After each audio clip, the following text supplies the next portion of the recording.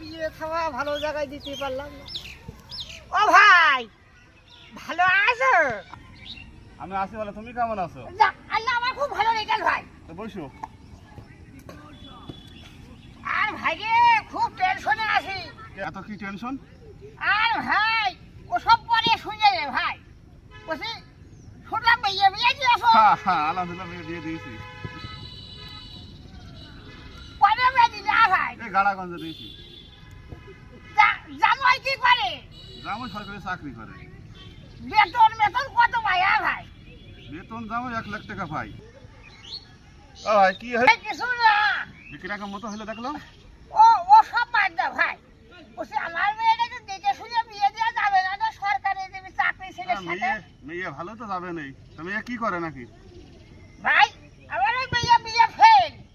বিয়ে ফেল লেখাপড়া? বিয়ে পরীক্ষা দিইনি। ও ভাই ওটা আমি বুঝে দে ভাই। ওই মেয়ে 3বার বিয়ে দিলাম, তুই 3বারই সেখানে ভাত খাতি মারিনি, বাড়ি এসে বসে রয়েছে। ওই বাড়ি বিয়ে ফেল। হ্যাঁ ভাই, মজা করছে আমার সাথে।